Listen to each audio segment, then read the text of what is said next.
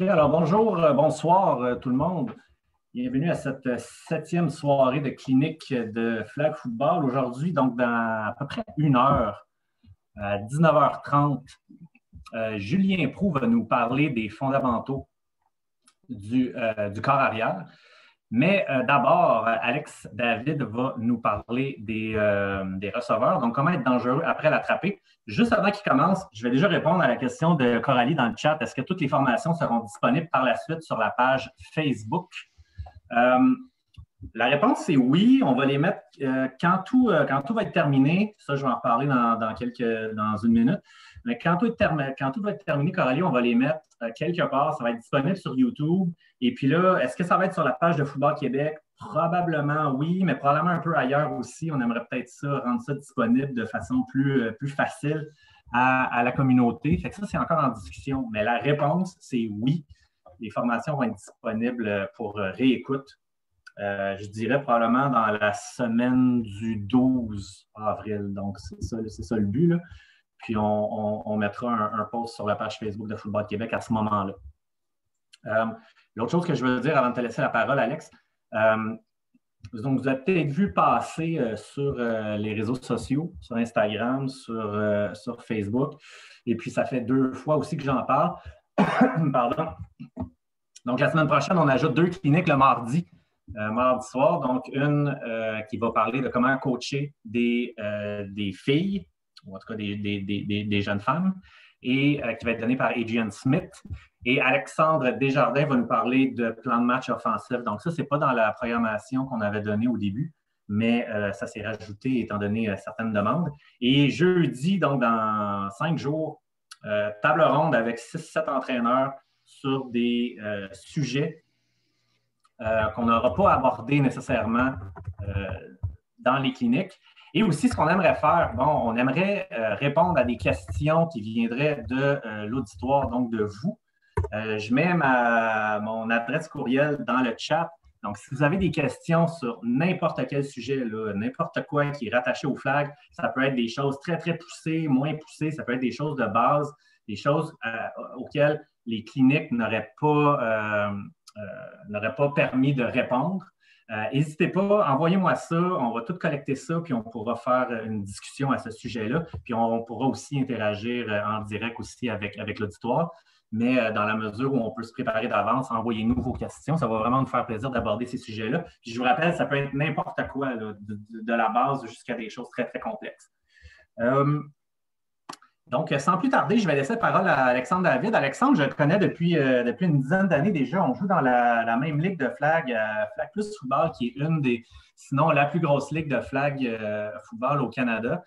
Alex David, qui est un joueur très, très, très dominant, qui se situe dans le top 10 pour le plus grand nombre d'attrapés par un receveur depuis que la Ligue existe, là, donc depuis une quinzaine d'années. Donc, il s'y connaît un petit peu en termes de receveur de passe.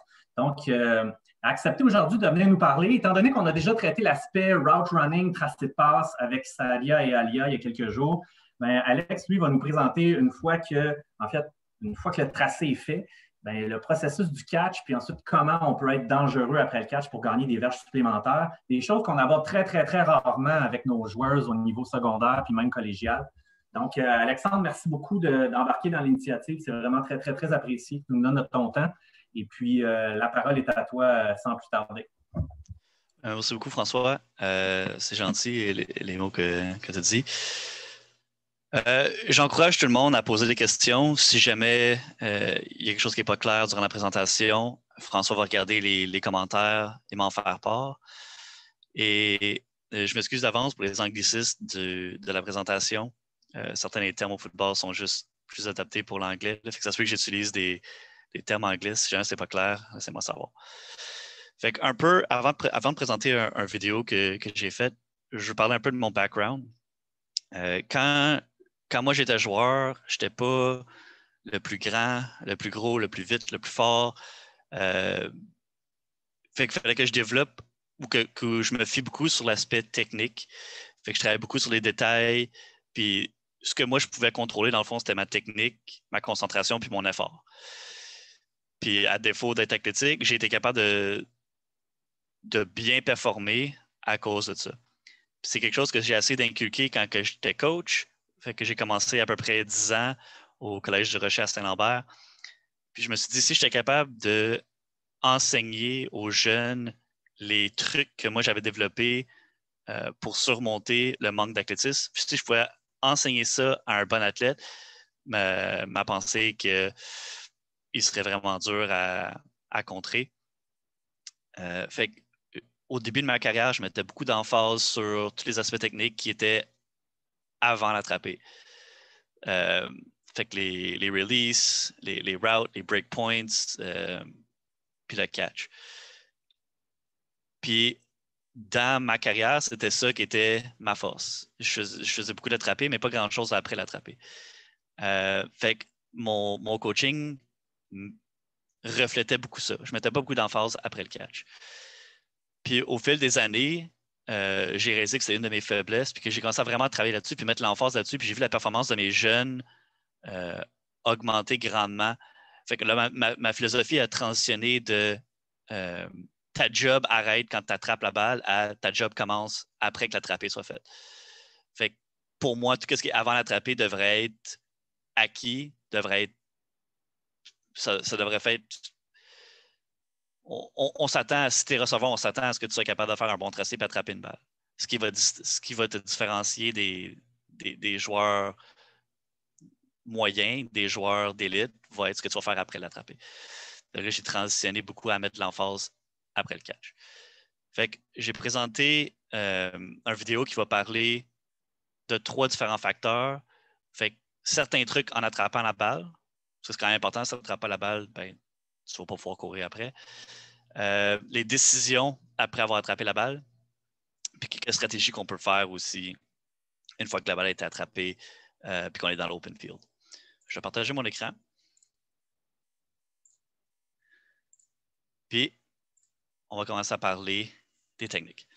Fait que la première chose que je remarque beaucoup dans les jeunes joueurs ou joueuses, c'est quand ils attrapent la balle, on sait tout qu'il ne faut pas l'attraper avec le chest.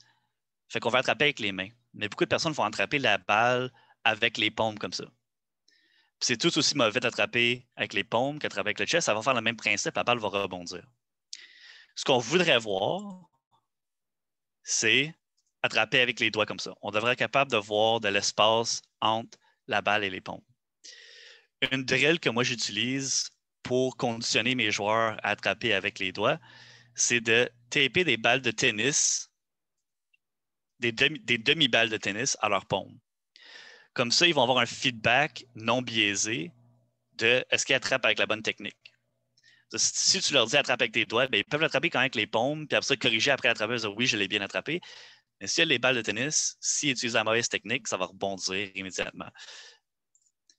Mais si tu attrapes avec la bonne technique, même avec les balles de tennis, tu vas être capable de faire le catch pareil.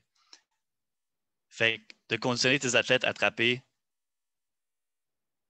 avec les balles de tennis, c'est une bonne façon de faire la connexion mentale puis de les forcer à attraper avec les doigts.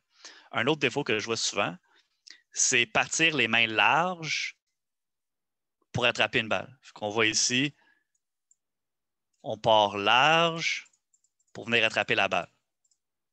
Ça va être un problème parce que si tu fermes tes mains sur la balle, là, si vous voyez ma face là, dans le petit carré, si tu fermes tes mains et que ce n'est pas égal, le ballon va avoir tendance à tourner. Si ça frappe une main avant une autre, ça va faire en sorte que la balle va être échappée. Fait que ce qu'on veut voir plutôt, c'est les mains levées ensemble en attrapant la balle. Okay? Fait qu'on regarde la différence entre les deux. Les mains larges, puis les mains qui montent collées ensemble. Une autre chose qu'on voit souvent, c'est laisser la balle traverser les yeux du joueur. So don't let the ball cross your eyes. On va donner un exemple ici. La balle traverse le corps avant de l'attraper. La raison pour que ça, c'est pas souhaitable, c'est que si tu t'imagines, mettons, que tu vois un automobile au bout de la rue qui s'en vient vers toi à pleine vitesse. Quand l'auto est loin, ta tête va quasiment pas bouger, tu vas pouvoir le suivre des yeux. Mais le plus proche que ça arrive, le plus que ta tête va avoir besoin de tourner pour suivre. Fait que, initialement, la balle s'en vient, tête, elle ne bouge pas. Puis quand la balle traverse, fait que les derniers 2-3 pieds, ta tête va passer d'ici à ici. Puis le changement de ta tête, de 180 degrés que ta tête doit faire, tu vas perdre contact visuel avec la balle. Puis beaucoup des échappées vont être causées par ça. Je vais donner un exemple ici d'une de mes filles qui a fait cette erreur-là, ici en bas de l'écran. La balle va être lancée, ça va traverser son corps, et la balle va être échappée. Fait que ce qu'on voudrait faire plutôt, c'est attraper la balle en avant qu'on ait besoin de pivoter la tête. La même fille ici, sur un catch qui a été bien fait, on va montrer ce que nous autres, on veut voir. Fait que si la balle est attrapée en avant de sa face, avant que la tête a besoin de pivoter.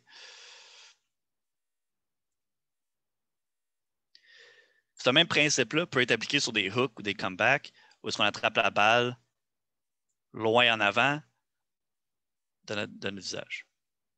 Le même principe, un autre défaut qu'on voit, c'est sur les balles qui sont lancées en profondeur. Premier défaut qu'on voit, c'est de faire face à la balle.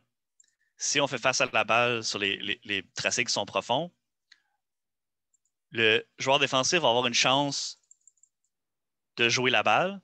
Puis même si tu l'attrapes, il va pouvoir mettre les mains entre vos deux mains puis la ressortir, ou ça va vous ralentir puis vous allez vous faire déflaguer. C'est la différence entre un catch de peut-être 20, 25, 30 verges comparé à un catch de 80 ou plus, là, dépendamment de ce que vous avez sur le terrain. Fait que si on doit avoir un exemple, on pivote pour attraper la balle, ça nous ralentit, puis on se fait déflaguer.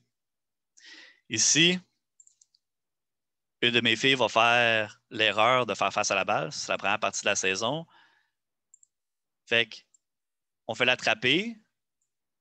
C'est un bon gain, mais à cause qu'elle a perdu de la vitesse en tournant, elle va se faire rattraper. Puis on perd l'opportunité d'avoir un touché.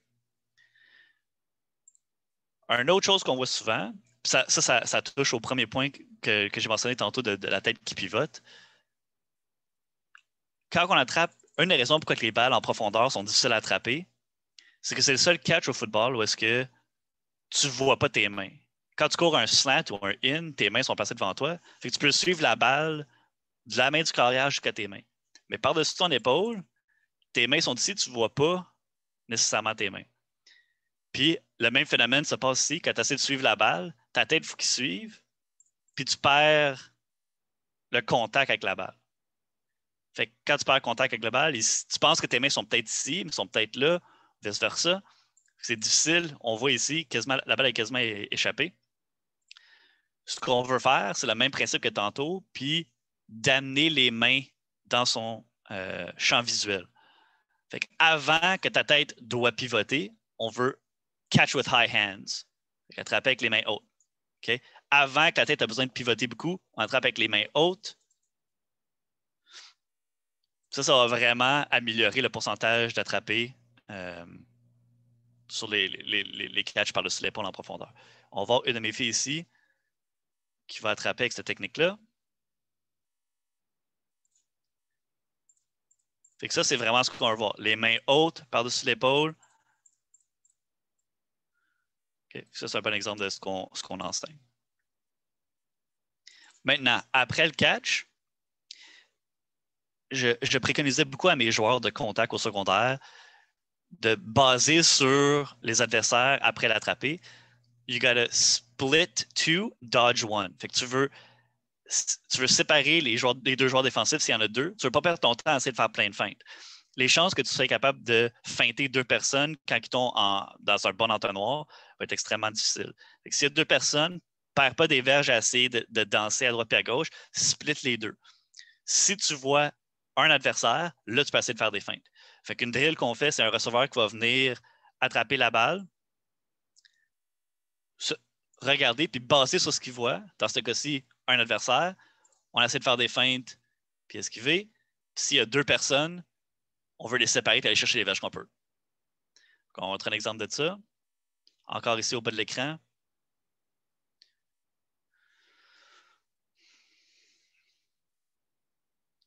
Balle est attrapée.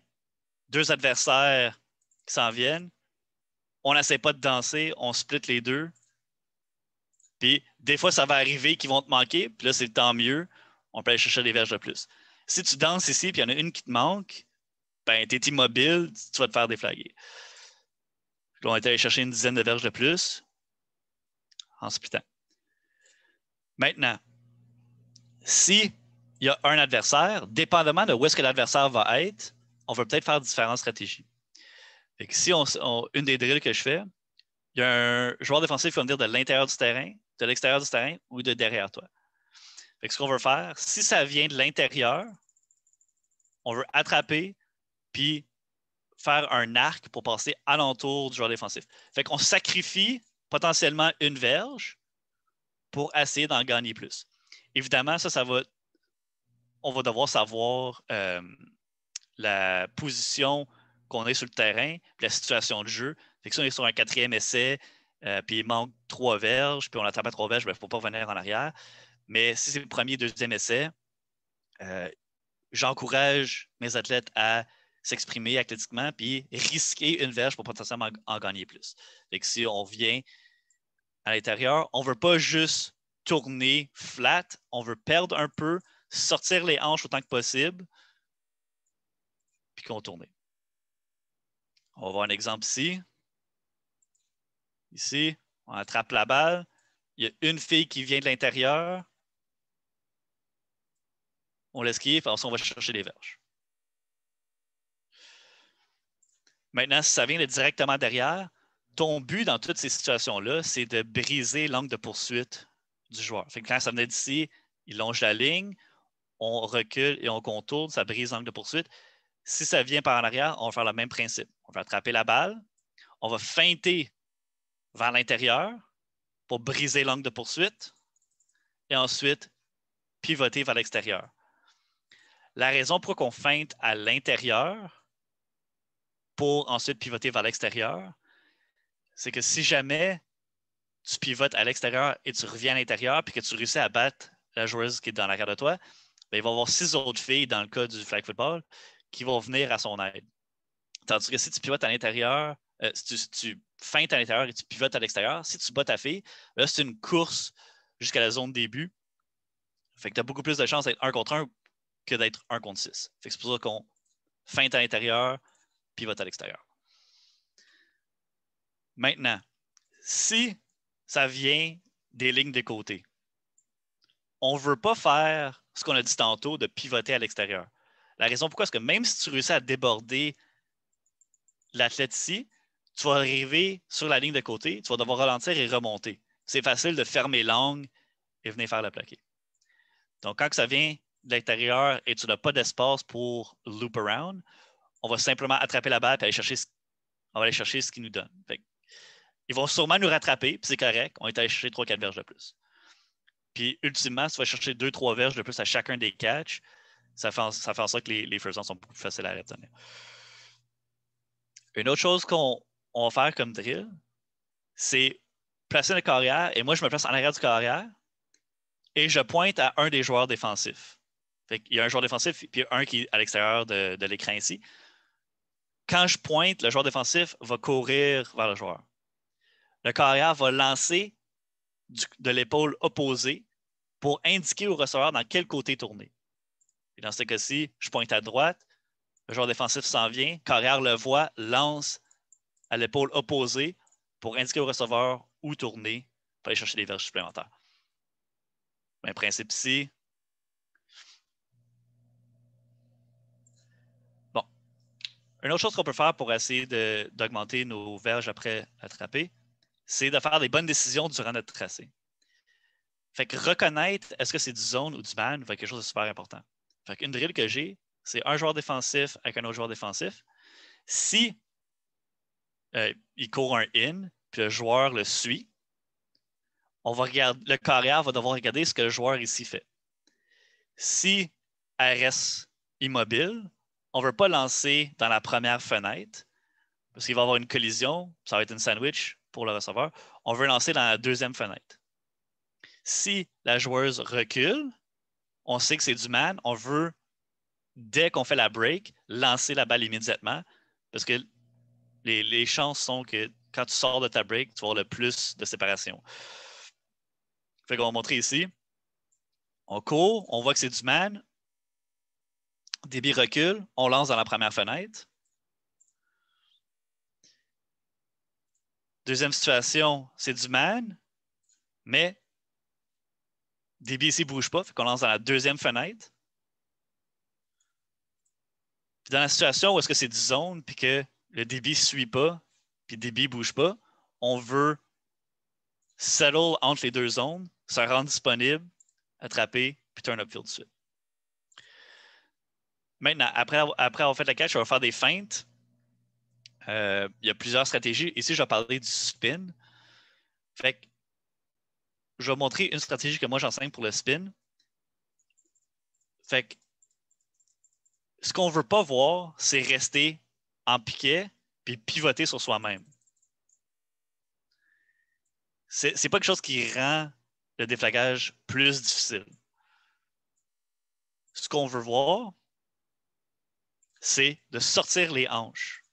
Fait qu'on va, ici, c'est facile. Si le joueur recule ses hanches, comme on va voir ici, là, ça sera beaucoup plus difficile d'aller atteindre ça. Tu veux éviter le tête-à-tête, il faut que tu te penches, aller chercher le flag. Beaucoup plus difficile si tu éloignes le flag en fléchissant les hanches. Il faut faire attention, par contre, de ne pas spin trop tard. Fait que là, ça a été déflagué, puis on spin. On ne veut pas spin trop tôt, parce que là, on va juste aller chercher l'autre flag. On veut essayer de timer ça quand les mains sortent, de sortir les hanches et ce que j'ai dit, c'est show the flag, take it away. So, you show the flag. Quand ils vont pour, take it away, puis continue. Donc, on veut vraiment accentuer l'angle du corps et rendre ça vraiment difficile. Je ne veux pas que son bassin soit capable d'être à son bassin puis se mettre devant pour empêcher ça. Je veux qu'elle soit en train de reach de même. Ça met les chances de ton bord.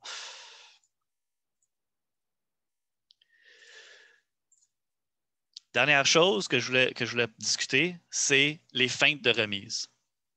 Fait qu'une fois qu'on a la balle dans les mains, tes coéquipiers ne devraient pas être des spectateurs, ils devraient aider à ton succès pour gagner des verges additionnelles. Tu peux faire ça avec des pump fakes pour feinter des latérales. J'ai décidé de me concentrer ici sur des feintes de remise. Pour une feinte de remise, je veux montrer la balle au joueur défensif. Ensuite, cacher la balle contre mon corps. Le joueur défensif va squeezer la main. OK? On veut garder la balle cachée. On va le voir de l'autre angle. On veut garder la balle dans le sens perpendiculaire au sol et non pas horizontal. Parce qu'on ne veut pas voir la pointe sortir d'ici. On ne veut pas tourner les épaules non plus. Si on tourne les épaules, on va voir la balle. On veut vraiment rester square au joueur défensif. On veut suivre avec les yeux comme si on avait remis. Puis on ne veut pas être trop pressé de sortir d'ici.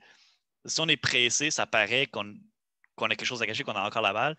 Fait que vraiment prendre notre temps, mais smooth, on prend le temps, et ensuite exploser, puis compléter une passe. Fait que ça, c'est surtout pratique sur des kick-off return au flag où est-ce qu'on peut faire des passes avant. Fait que si on va d'un autre angle, on monte la balle, on remet la balle perpendiculaire au sol et on complète. Fait que, en gros, c'est ça les techniques que je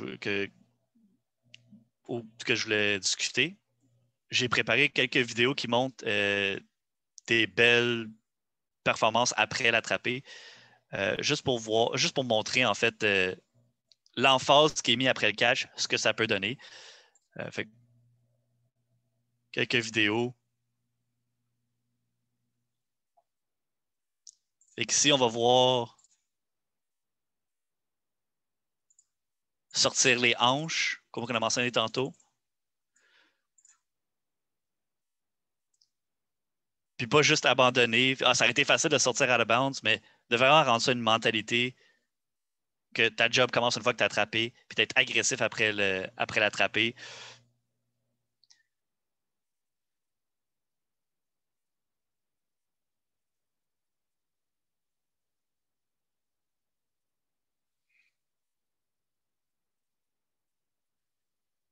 Puis, si tu mets une emphase dessus et tu as les athlètes nécessaires pour être capable, tu peux transformer un petit attrapé de 1 verge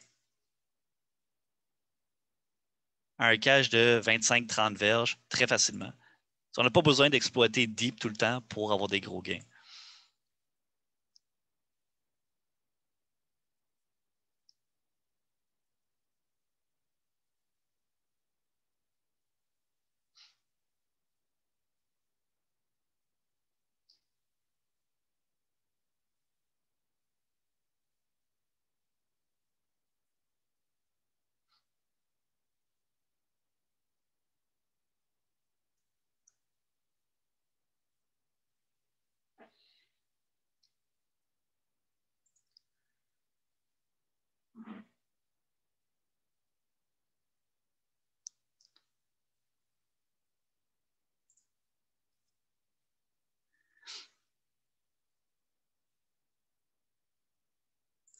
Donc, c'est ce que je voulais présenter aujourd'hui.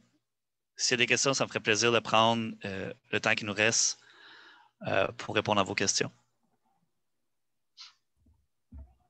Excellent, merci, merci Alex.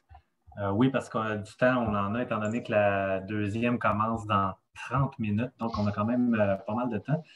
Donc, n'hésitez pas, là, si vous avez des questions dans le chat sur les receveurs, c'est le moment. Moi, j'en aurais peut-être une ou deux. Alexandre, première question. Je sais que tantôt, tu mentionnais que demandais autant que possible à tes joueurs de ne pas se retourner vers le ballon pour donc de ne pas faire face au ballon pour le catch, étant donné que ça les ralentit et tout ça. Est-ce que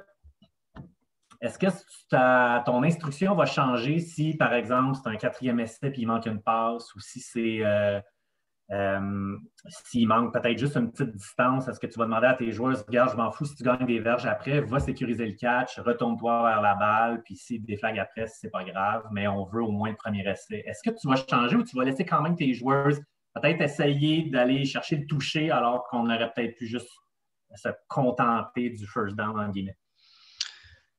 Si une joueuse a vraiment la difficulté, j'en avais une joueuse il y a 2 ans qui avait vraiment, vraiment la difficulté par-dessus l'épaule. Fait que s'il y a des cas exceptionnels comme ça, oui, prends le style de catch qui t'est le plus à l'aise.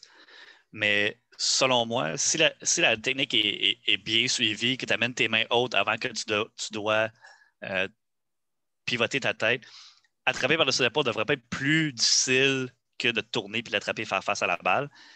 Puis tu as plus de chances si il y a un joueur défensif proche. Si tu te retournes, c'est peut-être plus à l'aise pour l'attraper, mais tu as plus de chances de te faire rabattre ou de te faire sortir des mains. Fait que si toute chose égale, puis que c'est un athlète qui est capable d'attraper autant par-dessus l'épaule qu'en faisant face à la balle, je vais plus préconiser par-dessus l'épaule pour éviter l'interaction avec le joueur défensif.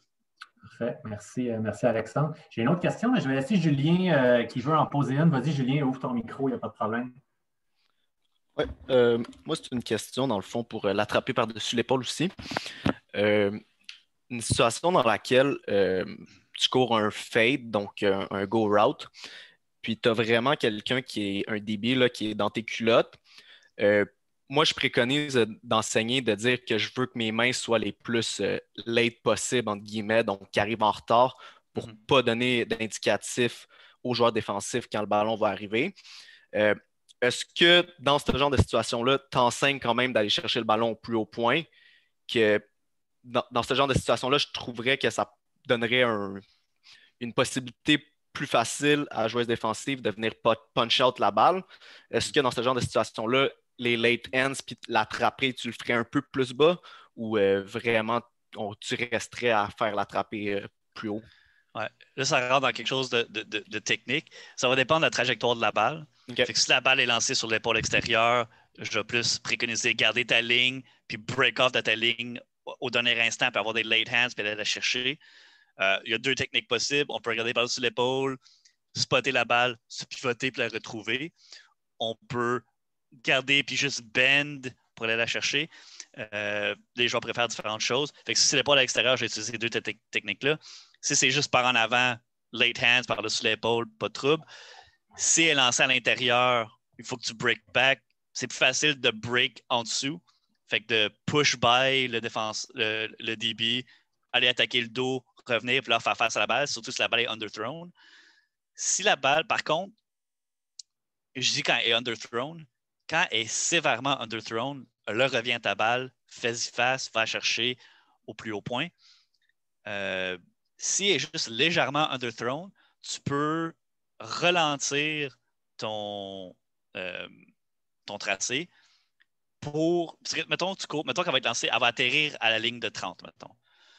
Fait que si tu cours full speed, tu vas te rendre à la ligne de 35, fait que tu vas te rendre trop loin, et underthrown. OK? Tu pourrais commencer à ralentir à partir du 40, 45, commencer à ralentir ton élan pour ensuite réaccélérer puis l'attraper au bout de tes bras pour éliminer encore le débit. Parce que si tu cours à la ligne de 30, puis là, tu attends là, en statut, bien, le débit va être à côté de toi aussi. Tu aurais pu te prendre d'avance en voyant la trajectoire de la balle, tu peux commencer à ralentir d'avance pour quand même être au bout de tes bras à la ligne de 30. Puis pour renchérir un peu sur ce que tu disais, les late hands, puis attraper, un détail que je mentionne beaucoup sur ce genre d'attrapé-là, si c'est contesté et que le débit est proche de toi, là, je vais essayer de me cadrer. Là. Et que si tu attrapes la balle ici, je ne veux pas ramener la balle, je vais me tourner, je ne veux pas ramener la balle à mon chest. Fait que si je fais face à la balle et je l'attrape, je ne veux pas ramener ça à mon chest. Ça va être facile, comme tu dis, au début, de mettre la main ici entre mes 2 mains, puis quand je ramène, de pousser la balle et la faire sortir de mes mains. Fait que ce que j'enseigne, c'est attraper la balle, puis de rip sur le côté. Comme ça, la main ne touche jamais au ballon. Fait que s'il met sa main entre mes 2 mains, ici, je vais rentrer dans sa main. Si je rip de côté, la main du débit ne va jamais toucher le ballon. Fait que c'est de arracher, tourner son corps, puis de placer son dos au débit, puis de rip de côté, plutôt que de ramener la balle vers toi. Parfait, merci. Moi, j'aurais une autre question, Alexandre, attendant que le public se manifeste. J'aimerais ça j'aimerais ça avoir ton opinion dans le cadre d'une. On se met en contexte qu'on veut enseigner, développer des receveurs au niveau secondaire. Donc, par exemple, soit même à partir du niveau atome jusqu'à juvénile, collégial. À quel moment dans le développement, selon toi, tu introduis toutes tes notions de après le catch? Est-ce que c'est dès le départ? Est-ce qu'au début, tu vas mettre de l'emphase sur le tracé et le catch proprement dit pour être sûr que ça, c'est bien compris? À quel moment tu vas introduire ces notions-là de feinte, de split, de dodge, pardon, de latéral, etc. À quel moment, d'après toi, c'est pertinent déjà d'amener ça dans notre package d'entraînement au niveau secondaire? Oui, ben, en ayant vu les différents niveaux secondaires, c'est de Benjamin à juvénile, je dirais que ça va dépendre de la tête, forcément. J'ai eu la chance de coacher des filles qui ont fait Team Québec au secondaire. Eux autres peuvent en prendre un peu plus. Si j'étais pour donner un guide général, je me concentrais sur vraiment qu'est-ce qui est de base. Fait que, tu sais, sortir la hanche sur un spin, ralentir pour réaccélérer, rip la balle. Tu sais, ces affaires-là, c'est un peu trop sophistiqué. Je me concentrais sur les bonnes bases. Fait que est-ce que ton stance est bon? Est-ce que ton départ est bon? Est-ce que tu rock back sur ton départ? Quand tu vas pour faire une cut, est-ce que ce qu'on voit beaucoup, c'est que si tu es aérodynamique dans ton stance initial, là, tu pars ton tracé, puis là, quand tu arrives à faire ta cut, tu remontes, tu t'assois, puis là, ça, tu cut. Mais ça, c'est une mauvaise habitude. Fait qu'on va corriger ça. Fait que vraiment, comment faire une bonne cut, la terminologie, ton positionnement, comment attraper une balle. une fois que tu as acquis, là, on va commencer à parler de, OK, maintenant, qu'est-ce qu'on peut faire? Latéral, les stratégies qu'on a discutées. Il y a beaucoup des choses que j'ai montrées aujourd'hui qui peuvent être appliquées dès le début. Fait qu'attraper avec les doigts. Si tu n'as pas besoin de briser cette habitude-là d'attraper avec les paumes, que tu t'attrapes toujours avec tes doigts, ça devient une seconde nature. Tu n'as pas besoin de briser des mauvaises habitudes par après. Mais, tu sais, split one, dodge two, c'est facile aussi. Si une personne essaie de faire une feinte, c'est comme si dans le cours de récré, peut-être tu joues à tag. S'il y a deux personnes, perds pas ton temps, fais juste les splits, c'est quand même assez simple. Mais de là à dire, ben, si ça vient de l'intérieur, loop alentour, si ça vient de l'extérieur, part downfield, si ça vient en arrière de toi, fais une feinte, ça, je ne mentionnerais peut-être pas ça jusqu'à temps qu'on ait du niveau juvénile. Excellent. Merci, merci Alex. Je vais lire la question de Sarah, puis si jamais Sarah, il manque des détails ou si tu veux renchérir après, n'hésite pas à ouvrir ton micro. Dans le cas où le receveur se trouve face à deux défenseurs, est-ce qu'il est plus préférable d'aller chercher l'extérieur d'un des deux ou de vraiment split entre les deux? Parce que j'ai l'impression que ça donne plus de chances de te faire déflaguer. Oui. Moi, je demande de split généralement. La raison étant que si... c'est difficile de le faire virtuellement, là, mais il y a deux joueurs défensifs qui t'attendent ici, puis tu es ici. Si tu vas vers le côté, tu te fais déflaguer, mettons, ici. Right? Fait que tu prends tu vas chercher moins de terrain vertical, tu vas plus dans l'horizontale. Les chances que tu sois capable de déborder les deux sont très faibles. Puis je suis d'accord avec toi, Sarah, si j'essaie des splits, les chances que j'ai split les deux et que je ne me fasse pas déflaguer, comme j'ai montré dans la vidéo, c'est relativement rare. Tu sais, c'est quand même deux personnes qui essaient de déflaguer. Techniquement, ils ont 4 essais, ils ont 2 mains chaque. D'essayer de viser quelqu'un, ça pourrait être une bonne stratégie. Mais les chances que tu battes les deux, que tu débordes les deux, sont relativement rares. Mais toutes les fois que tu ne vas pas réussir, tu vas avoir cherché moins de verges en faisant ça que juste à split les deux ici. Puis, il y a toujours l'aspect que quand tu essaies de split les deux, ils courent de même, ils vont devoir ralentir pour ne pas se rentrer dedans. Puis, c'est souvent là-dedans où il y a comme un pullback que les flags sont manqués. Parce que si tu vas sur le côté, c'est facile de prendre ton temps puis vraiment facilement déflaguer. Puis ça, c'est une question de philosophie aussi. C'est pas nécessairement mauvais d'essayer d'y aller pour le coup de circuit à chaque fois puis essayer de déborder puis d'aller pour le toucher. Moi, pour rendre ça simple, pour enlever le... Il y a une expression en anglais, paralysis by analysis. Fait que si tu analyses trop, c'est-tu deux personnes, sont-tu en angle, est-ce que je peux contourner? Si c'est deux splits, si c'est un déjoue, ça permet des joueurs de jouer plus rapidement plutôt que de réfléchir à tout ce qui se passe. Ils ont déjà des décisions à prendre. C'est catch, tu retournes, s'il y a deux personnes, tu splits, sinon, déjoue. Très bien, Alex. Je pense à Sarah, si tu veux renchérir, n'hésite pas.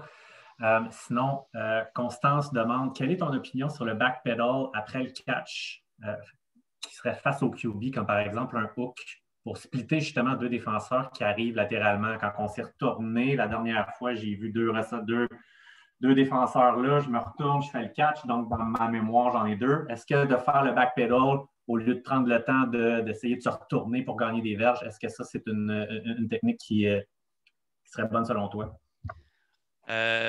Bonne question. Encore une fois, ça va dépendre, un peu comme que je parlais du loop, ça va dépendre de la situation de match. Fait que si c'est quatrième essai, il te manque 6 verges, tu attrapes ton hook à 5, puis il te manque juste une verge, je ne prends pas le temps d'essayer de te retourner, attrape, puis backpedal, puis essayer de chercher la verge qui te manque. Si c'est premier essai, j'essaierai toujours de me retourner, puis essayer de faire de quoi en courant par en avant. La dernière fois que tu as vu le terrain, au moment puis entre le temps que tu as vu le terrain dernièrement, puis après ça, tu as attrapé la balle, ça aurait pu changer. Fait que tu as peut-être vu qu'il y avait deux personnes, puis que tu veux backpedal, mais dans le fond, il n'y a personne. Fait que, à moins que tu as vraiment besoin des verges ou tu es proche du end zone, là, ça ne sert à rien de courir 15 verges de plus. Il te manque 2 verges avant d'entrer dans la zone début. Le backpedal, c'est quelque chose que moi, j'utilise beaucoup dans mes parties, d'attraper puis juste backpedal. Quand tu sais que tu as juste les verges à aller chercher rapidement, je ne prends pas le temps de me retourner. Si c'est premier essai, puis tu n'es pas proche de la zone début, moi, je préférais que l'athlète se retourne et essaie de faire de quoi avec. Merci encore. On poursuit. Beaucoup de questions ce soir. C'est excellent. Continue comme ça. David Rouillard demande pour une poursuite venant de l'intérieur. As-tu des exercices, c'est un bon point qu'il apporte, as-tu des exercices pour éviter que le receveur, lors de sa loupe, ne descende ne descendent pas le coude pour bloquer les flags, les rubans. J'ai jamais pensé à une drill pour éviter de. On mentionne tout le temps à nos filles comme. Tu sais, ça, c'est du flag guarding, flag guarding. J'ai jamais vraiment pensé à une drill pour éviter de faire la protection de flag. C'est une bonne question. Non, absolument, on fait juste le mentionner que dans la drill de faut pas faire, faut pas baisser l'épaule, faut pas baisser la main. C'est juste quelque chose qu'on dit verbalement, mais en tout cas, moi, j'ai jamais eu j'ai jamais conçu une drill pour éviter de faire ça. C'est vrai que c'est peut-être difficile à donner une image là, en virtuel, comme tu dis, mais c'est vrai qu'on a souvent le réflexe d'aller baisser le coude, ce qui est du flag guard. Là, des fois, on ne va pas y penser, là, mais justement, on va baisser le coude en se penchant, en protégeant les flags. Toi, qu'est-ce que tu dis à est-ce que tu leur fais, qu'est-ce que tu dis à tes filles justement pour éviter ça? Est-ce que tu leur fais un peu monter le coude, tenir un peu, ou comment tu t'y prends? Ouais, ben, je leur dis de tenir le ballon serré à leur corps. Je veux pas que ça balade partout. Puis, parce que si tu tiens la balle serrée ici, puis tu cours comme ça, tu ne vas pas vraiment faire de flag guarding. C'est quand que tu commences à courir comme ça que tu vas avoir des chances d'aller faire la protection de flag. Fait que je leur dis de tenir le ballon haut. Puis là, l'autre main, puis moi, qu'est-ce que je fais quand je joue? C'est je cours. Puis à toutes les fois que j'essaie de faire une feinte, un juke, whatever, je vais lever ma main. Puis, tu sais, j'ai ce coude-là haut qui tient la balle, puis cette main-là qui se lève. Ça ne devrait pas être un flag guarding jamais. Fait que moi, c'est comme ça que je le minimise. Si je tiens ma balle haute, et ça, je peux pas flag guard. Fait que si je me lève, je peux voir mes hanches. Là, mais il y a quand même l'espace ici. Puis cette main-là, je la monte dans les airs. Ça ne sert à rien anyway. Je peux pas stiff arm. Fait que puis tu lèves la main, puis tu t'espères pour le mieux. Là, Excellent. Merci, merci Alex. Je vois qu'il n'y a plus de questions. Je peux laisser un 30 secondes, là, mais sinon, je te remercie beaucoup. Hein. C'est vraiment très, très, très, très apprécié, très instructif aussi. C'est très rare qu'on a justement la chance d'aborder aussi en profondeur des techniques de receveur. Après le catch, surtout, là, si on ne travaille pas beaucoup là-dessus. Donc, merci encore. Nous, il nous reste une quinzaine de minutes avant le début de la prochaine clinique. Donc, dans le fond, ce qu'on va faire, vous pouvez prendre peut-être un petit 10 minutes pour aller vous chercher un bon dessert ou un petit digestif. Et puis, à 7h25, là, vous pourrez revenir. On va commencer à 7h30 pile avec Julien Proulx au sujet des corps arrière. Merci encore, Alexandre, pour ton excellent travail. C'est très apprécié. ouais, merci à tout le monde. Et à tantôt, tout le monde. Bonne soirée.